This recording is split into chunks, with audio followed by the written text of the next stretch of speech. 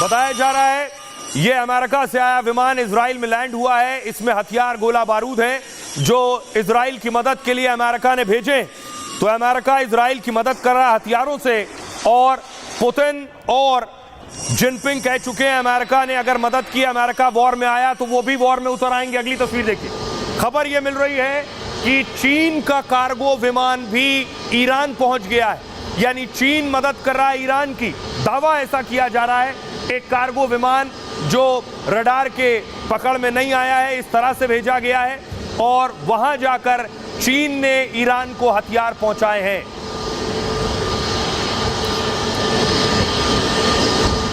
तो क्या यह माना जाए कि अमेरिका की इस वॉर में एंट्री हो गई है?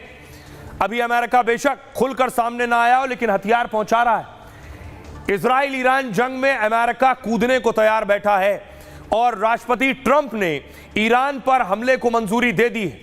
उन्होंने अंतिम आदेश के लिए रुकने को फिलहाल कहा है। व्हाइट हाउस के मुताबिक 2 हफ्ते में यह तय हो जाएगा। इस बीच अमेरिका जंग की तैयारी में जुटा है। अमेरिका ने 9 एयरबेस से ईरान की घेराबंदी पहले की। कतर में मिलिट्री बेस से फाइटर जेट्स को हटा दिया है।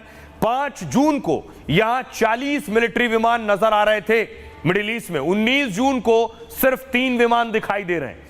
अमेरिका ने मिडिल ईस्ट में अपनी ताकत बढ़ा दी है और F-16, F-22, F-35 लड़ाकू विमान भी यहां तैनात कर दिए हैं। इसके बाद साथ ही B-2 स्पिरिट और B-52 बॉम्बर की तैनाती हो गई। अमेरिका में डूम्सडे प्लेन ने भी उड़ान भरी है और अमेरिका की एंट्री से विश्व युद्ध की आशंका भी तेज हो गई है। तो अमेरिका मदद कर रहा है इजराइल की। तो दूसरी तरफ आपको बताऊं कि जिनपिंग और पुतिन मदद कर रहे हैं ईरान की। वो समझ रहे हैं कि अमेरिका इजराइल को पीछे से मदद दे रहा है, तो उन्होंने भी ईरान की मदद शुरू कर दी है। खबर कि जिनपिंग का एक कार्गो विमान भी ईरान में उतरा है। अमेरिकी तैयारी के बीच पुतिन जिनपिंग एक्शन में नजर आ रहे हैं और जिनपिंग ने इस जंग में चुपचाप धमाकेदार एंट्री ली है। चीन के 3 कार्गो विमान ईरान पहुंच गए और 3 मिस्ट्री कार्गो में क्या था इसका खुलासा नहीं हो पाया है, लेकिन इससे इजराइल अमेरिका की टेंशन जरूर बढ़ गई है। ईरान को हथियार या एयर डिफेंस सिस्टम भेजने की अटकलें हैं।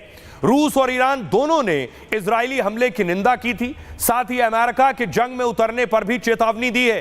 पुतिन ने कहा अगर अमेरिका जंग में उतरा तो रूस भी ईरान को सीधा समर्थन करेगा। इससे पहले चीन ने ईरान में अपने 3 कार्गो विमान भेजे हैं।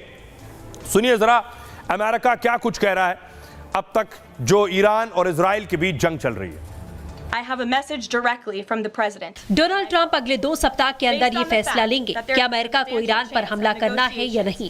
ट्रंप को अभी भी इस बात की पर्याप्त संभावना दिखती है कि बातचीत के जरिए मामला सुलझाया जा सकता है और ईरान के परमाणु कार्यक्रम पर अमेरिका और इजराइल की मांग पूरी हो सकती है। ट्रंप ने ईरान को दी गई चेतावनी की समय सीमा बढ़ा दी है और कहा है कि ईरान अपने संवर्धन और परमाणु हथियार बनाने की किसी भी संभावना को तुरंत बंद कर दे। अब सवाल यह है कि किस तरह से अमेरिका मदद कर रहा है, किस तरह से दूसरे देश मदद कर रहे हैं। लेकिन अमेरिका अब बड़ी तैयारी में। तस्वीर में आपको दिखाऊं, ये डोनाल्ड ट्रंप आप देख रहे हैं बीच में बैठे हुए।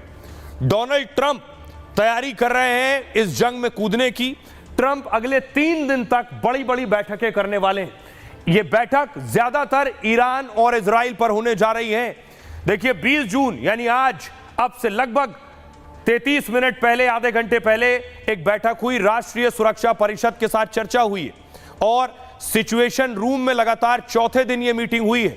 अधिकारियों के साथ जंग के हालात पर ट्रंप ने चर्चा की है और अब 10:30 बजे यानी अब से लगभग 1.5 घंटे बाद कई अहम फैसलों पर ट्रंप हस्ताक्षर करने वाले हैं। इजराइल को मदद से जुड़े फैसले भी संभव हैं।